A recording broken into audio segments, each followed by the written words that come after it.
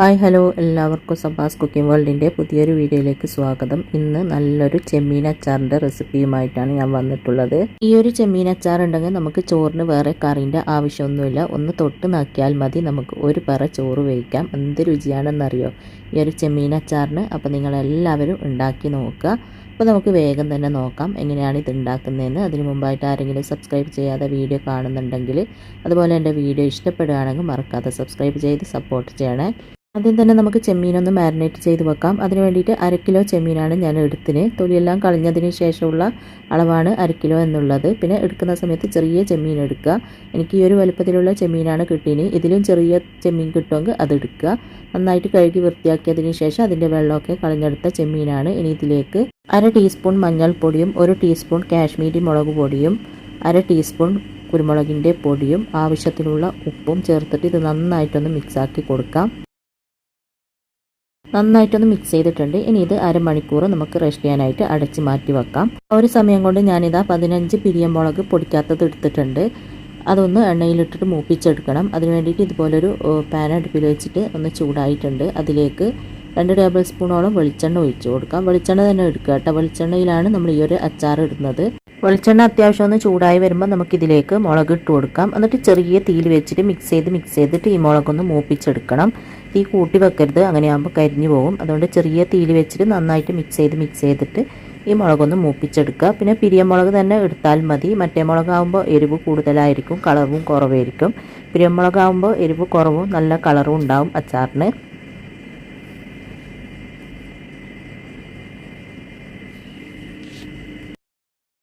അങ്ങനെ ചെറിയ തീയിൽ വെച്ചിട്ട് മിക്സ് ചെയ്ത് മുളകിതാ ഇതുപോലെ ഒന്ന് മൂത്ത് വന്നിട്ടുണ്ട്. ചെറുതായിട്ടൊന്ന് കളറൊക്കെ ഒന്ന് മാറി ഇതാ ഈ ഒരു രീതിയിൽ ആയിന്ന് കാണുമ്പോൾ നമുക്കിത് മറ്റൊരു പ്ലേറ്റിലേക്ക് മാറ്റാം. അതിൽ തന്നെ വെച്ചിരിക്കരുത്, അന്നേരം പിന്നെ വീണ്ടും നന്നായിട്ട് അങ്ങ് മൂത്ത് പോവും. അന്നേരം അച്ചാറിന് കയ്പ്പ് ടേസ്റ്റ് ആയിരിക്കും. മുളക് നല്ലോണം മൂത്ത് പോയി കഴിഞ്ഞാൽ. മുളകെല്ലാം ഇതുപോലെ മറ്റൊരു പ്ലേറ്റിലേക്ക് മാറ്റിയിട്ടുണ്ട്. ഇനി ഇത് ചൂട് പോകാനായിട്ട് മാറ്റി വെക്കാം. ഇനി ഇതേ പാനിലേക്ക് തന്നെ നമുക്ക് വീണ്ടും 1 ടേബിൾ സ്പൂൺ കൂടെ വെളിച്ചെണ്ണ ഒഴിച്ചു കൊടുക്കാം. വെളിച്ചെണ്ണ നോക്കിയിട്ട് എത്രയാണോ വേണ്ടതെന്ന് വെച്ചാൽ ഒഴിച്ചു കൊടുക്കുക. എന്നിട്ട് അത്യാവശ്യം ഒന്ന് ചൂടായി വരുമ്പോൾ അതിലേക്ക് നമ്മൾ മാരിനേറ്റ് ചെയ്ത് വെച്ച ചെമ്മീൻ ഉണ്ടല്ലോ, അതിട്ടിട്ട് തീ ഒരു മീഡിയം ഫ്ലെയിമിൽ വെച്ചിട്ട് മിക്സ് ചെയ്തിട്ടൊന്ന് ഫ്രൈ ആക്കി എടുക്കാം. ചെറിയ ചെമ്മീനായതുകൊണ്ട് ഓരോന്നോരോന്നായിട്ട് മറിച്ചിടാൻ ബുദ്ധിമുട്ടായിരിക്കും. അതുകൊണ്ടാണ് മിക്സ് ചെയ്തിട്ട് ഫ്രൈ ചെയ്തെടുക്കാമെന്ന് പറയുന്നത്. അപ്പോൾ ഇതുപോലെ മിക്സ് ചെയ്തിട്ട് ഫ്രൈ ചെയ്തെടുത്താൽ മതി.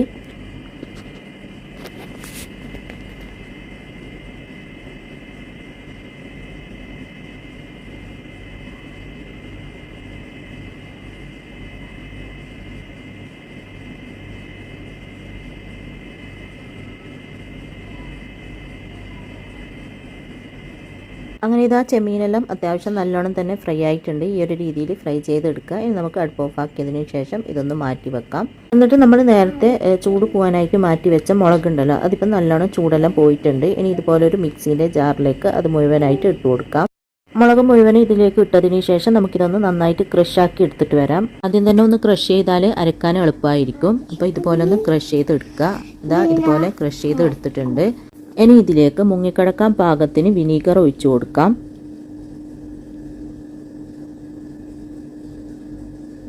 അപ്പോൾ ഈ ഒരു രീതിയിൽ മുങ്ങിക്കിടക്കാൻ പാകത്തിന് വിനീഗർ ഒഴിച്ചിട്ട് നല്ല പേസ്റ്റ് പോലെ ഒന്ന് അരച്ചെടുക്കുക.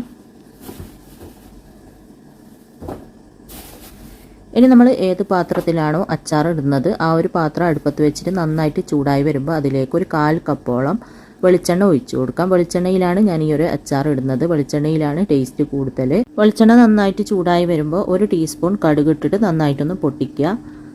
അതിനുശേഷം ഒരു 1/4 ടീസ്പൂണോളം ഉലുവ കൂടി ഇട്ടിട്ട് നന്നായിട്ടൊന്ന് മൂത്തതിന് ശേഷം ഇതിലേക്ക് 1 ടേബിൾ സ്പൂൺ ഇഞ്ചി നന്നായിട്ട് ചെറുതായിട്ട് കട്ട് ചെയ്തത് ഇട്ട് കൊടുക്കുക. പിന്നെ 1 ടേബിൾ സ്പൂണോളം വെളുത്തുള്ളി ചെറുതായിട്ട് കട്ട് ചെയ്തത് ഇട്ട് കൊടുക്കുക. പിന്നെ ഒരു 5 പച്ചമുളക് വട്ടത്തിൽ കട്ട് ചെയ്തത്. നമ്മൾ സാധാരണ മറ്റുള്ള അച്ചാറിലേക്ക് ചേർക്കുന്നത് പോലെ ഇഞ്ചിയും വെളുത്തുള്ളിയൊന്നും കൂടുതൽ ചേർക്കേണ്ട. ചെമ്മീൻ അച്ചാറിൽ 1 ടേബിൾ സ്പൂൺ വീതം ചേർത്ത് കൊടുത്താൽ മതി. എന്നിട്ട് നന്നായിട്ട് മിക്സ് ചെയ്തിട്ട് ഇതൊന്ന് മൂപ്പിച്ചെടുക്കാം. നന്നായിട്ടൊന്ന് മൂത്ത് വരുമ്പോൾ ഇതിലേക്ക് കുറച്ച് കൂടുതൽ കറിവേപ്പില ചെറുതായിട്ട് കട്ട് ചെയ്തതും കൂടെ ഇട്ടിട്ട് അതും ഒന്ന് മൂപ്പിച്ചെടുക്കുക.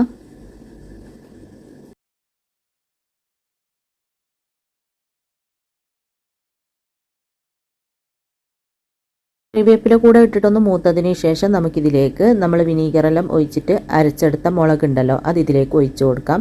ഇതാ ഇതുപോലെ നല്ല പേസ്റ്റ് പോലെയാണ് അരച്ചെടുത്തത്. അത് മുഴുവനായിട്ട് ഇതിലേക്ക് ആക്കി കൊടുക്കുക.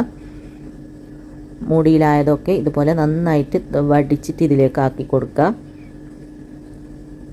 എന്നിട്ട് ഇതാ ഇതുപോലെ നല്ലോണം ഒന്ന് മിക്സാക്കി കൊടുക്കുക. നല്ലോണം മിക്സാക്കിയതിന് ശേഷം മിക്സിൻ്റെ ജാറിലേക്ക് 1 കപ്പോളം വെള്ളം ഒഴിച്ചിട്ട് അതും കൂടെ മിക്സ് ചെയ്തിട്ട് ഇതിലേക്ക് ഒഴിച്ചു കൊടുക്കുക. പിന്നെ ഒഴിക്കുന്ന സമയത്ത് പച്ചവെള്ളം ഒഴിക്കരുത്. ഒന്നിക്കിൽ നന്നായിട്ട് തിളക്കുന്ന വെള്ളം ഒഴിക്കുക, അല്ലെങ്കിൽ തിളപ്പിച്ചാറിയ വെള്ളം ഉണ്ടാവുമല്ലോ അത് ഒഴിച്ചിട്ട് നന്നായിട്ട് മിക്സ് ചെയ്തതിന് ശേഷം ഇതിലേക്ക് ഒഴിച്ചു കൊടുക്കുക. എന്നിട്ട് വീണ്ടും നല്ലോണം ഇത് മിക്സാക്കി കൊടുക്കുക.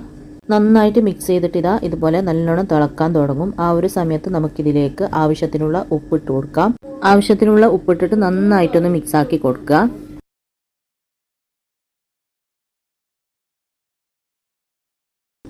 നല്ലോണം ഒന്ന് മിക്സ് ചെയ്തിട്ടുണ്ട്. ഇനി ഇത് ഉപ്പെല്ലാം ഒന്ന് നോക്കാം. ഇപ്പോൾ ഉപ്പെല്ലാം കറക്റ്റാണ്. ഇനി നമുക്കിതിലേക്ക് ചെമ്മീനെല്ലാം ഇട്ടിട്ട് നോക്കിയിട്ട് വേണ്ടുന്ന ഉപ്പ് അന്നേരം ചേർത്ത് കൊടുക്കാം. ഇപ്പോൾ ഇതാ ഇതുപോലെ നന്നായിട്ട് തിളക്കാൻ തുടങ്ങണം. ഉപ്പെല്ലാം ഇട്ടിട്ട് അത്യാവശ്യം നല്ലോണം ഇങ്ങനെ തിളക്കുന്ന സമയത്ത് തിളച്ച് എണ്ണ ചെറുതായിട്ട് തെളിയുന്ന സമയത്ത് നമുക്കിതിലേക്ക് ഇതാ ഇതുപോലെ ചെമ്മീൻ ഇട്ട് കൊടുക്കാം.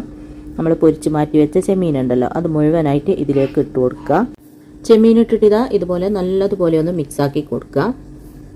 നന്നായിട്ട് മിക്സ് ചെയ്തിട്ട് നല്ലോണം തിളക്കുമ്പോൾ നമുക്ക് ഉപ്പെല്ലാം നോക്കിയിട്ട് വീണ്ടും വേണമെങ്കിൽ ഉപ്പെല്ലാം ചേർത്ത് കൊടുക്കാം.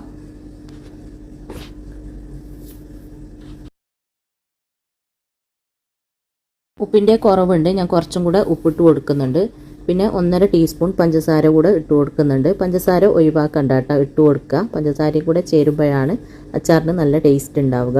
ഇതെല്ലാം കൂടി വീണ്ടും നന്നായിട്ടൊന്ന് മിക്സ് ചെയ്തതിന് ശേഷം ചെറിയ തീയിൽ വെച്ചിട്ട് നന്നായിട്ടൊന്ന് തിളപ്പിക്കുക. തിളച്ച് കുറച്ചും കൂടെ ഒന്ന് കുറുകിക്കോട്ടെ. ഈ ഒരു മീഡിയം ഫ്ലെയിമിൽ ഒരു 5 മിനിറ്റും കൂടെ വെച്ചാൽ മതി. പിന്നെ ഇടയ്ക്കിടയ്ക്ക് ഇതാ ഇതുപോലെ മിക്സ് ചെയ്ത് കൊടുക്കുക.